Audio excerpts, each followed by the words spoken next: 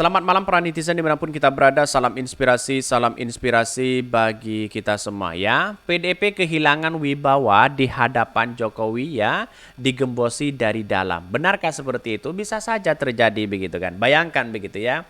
Kalau sudah digembosi dari dalam, PDP tidak berkutik begitu kan. Panik mereka, apalagi dukungan-dukungan Pak Jokowi tidak lagi kepada Pak Ganjar. Bisa saja seperti itu begitu kan ya.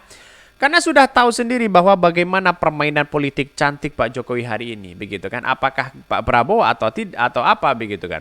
Yang jelas katanya Pak Jokowi digadang-gadang menjadi salah satu calon ketua umum dari Gerindra begitu kan?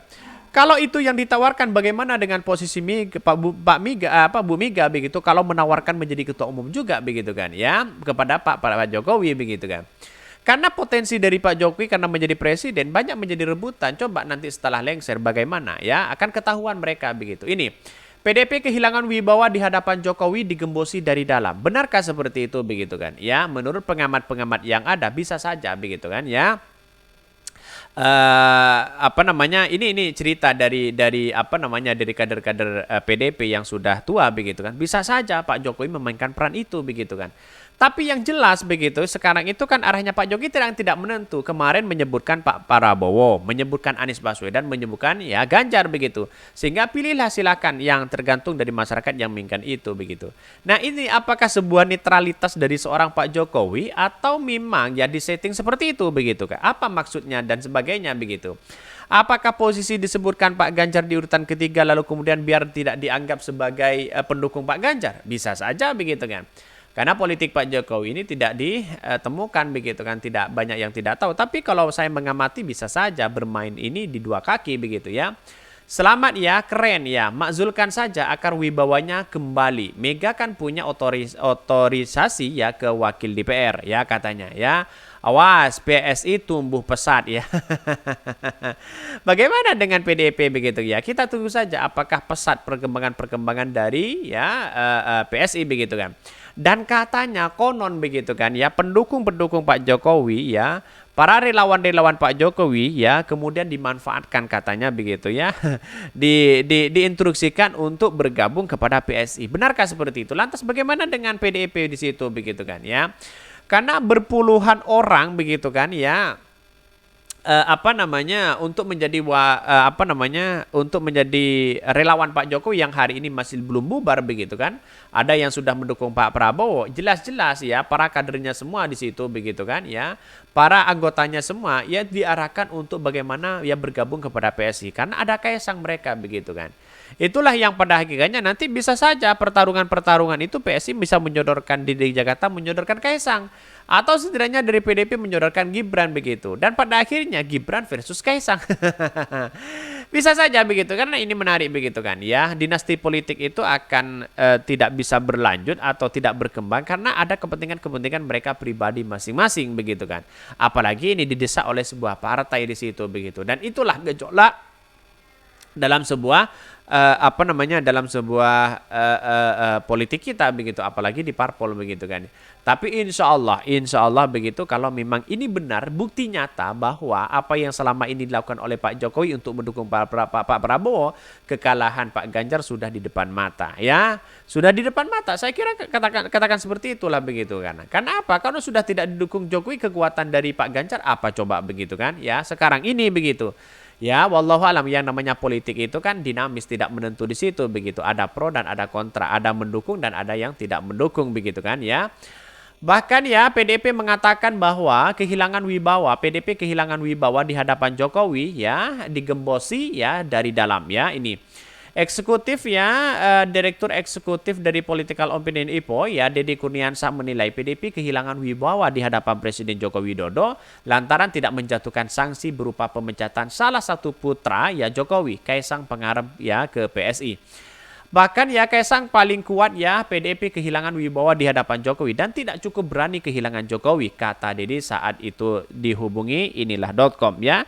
Kan benar di situ begitu kan. Mengapa tidak memberikan sanksi itu? Mungkin bisa jadi begitu kan ya.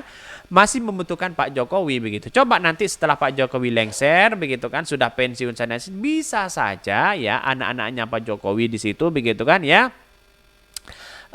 tidak lagi di situ di PDIP, bisa lagi yang lain begitu. Dan bahkan PSI mengatakan ini saya serahkan kepada pemiliknya sendiri. Apa maksudnya begitu kan ya? Apakah PSI punya Pak Jokowi atau PSI ini punya Gibran? Kaisang begitu, maaf ya. Punya Kaisang begitu kan. Wallahu alam, kita tunggu saja bagaimana proses dalam demokrasi itu begitu. Saya kira perdebatan politik ini kan dinamis begitu kan ya.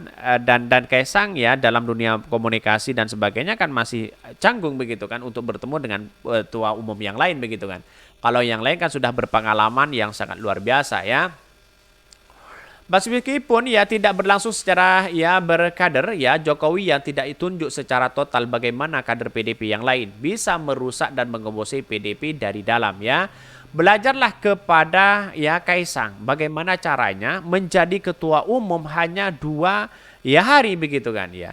Atau jangan-jangan ini kader dulu baru ketua umum begitu kan. Atau ketua umum dulu baru kader, bisa saja seperti itu begitu kan, karena diwanti-wanti sejak awal tidak mungkin Kaisang itu bergabung kepada PSI tanpa ada tujuan dan komunikasi yang sebelumnya dilakukan begitu kan. Misalnya kalau Kaisang gabung ke PSI, Anda menjadi ketua umum, bisa saja seperti itu begitu kan ya, karena kan berita-berita itu muncul begitu kan, Kaisang mau gabung PSI terus kemudian dibantah oleh PDIP begitu, dan pada akhirnya kenyataan mereka begitu ya.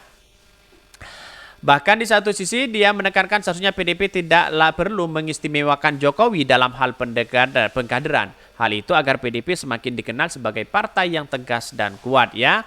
Tidak mungkin ya mereka itu dipecat, tidak mungkin begitu kan. Dan bahkan diberikan sanksi juga tidak mungkin begitu. Sebelumnya PDIP menyetan pada karirnya karena terkait soal aturan dari setua keluarga partai. Sejumlah kader partai Benteng Moncong Putih yang dipecat beberapa waktu lalu, diantaranya Murad Ismail yang menjabat Gubernur Maluku ya karena memperbolehkan istrinya bergabung ke PAN. Kemudian Muhajirin ya mantan Bupati Semarang yang dipecat bersama anaknya lantaran mendukung istrinya di pilkada melalui koalisi partai ya lawan PDP. Berikutnya adalah satu Made Gianyar yang merupakan mantan Bupati Bangli dan dipecat karena pendukung adiknya yang merupakan kader Partai Golkar di pilkada Bangli. Itu kan sudah mereka begitu kan ya. Kenapa kepada Pak Jokowi itu tidak bisa begitu? Ada apa begitu? Padahal kalau kita melihat realitasnya di apa yang disampaikan tadi bahwa ya seharusnya kan dapat sanksi juga begitu kan ya. Dapat sanksi. Mungkin di satu sisi pertimbangannya kalau Pak Jokowi disanksi, lantas bagaimana arahannya Pak Jokowi? Apakah ke Ganjar atau Pak Prabowo begitu kan ya? Jelas mereka begitu. Ada apa begitu kan ya? Mungkin ini yang alibinya dari partai PD, alibi luar biasa begitu kan ya. Ditutup-tutupi masalah ini begitu. Dan pada akhirnya kan PDP punya kepentingan besar bagaimana peran Pak Jokowi harus terlibat dalam pemenangan Pak Ganjar, kan begitu ya. Ini menarik begitu kan. Mungkin itu ya yang kami sampaikan ya, tonton terus channel Hodari Podcast Rakyat ini karena ada berita-berita menarik dan viral setiap harinya. Salam para netizen, salam inspirasi bagi kita semua. Jangan lupa di-subscribe channel YouTube Hodari Podcast Rakyat ini.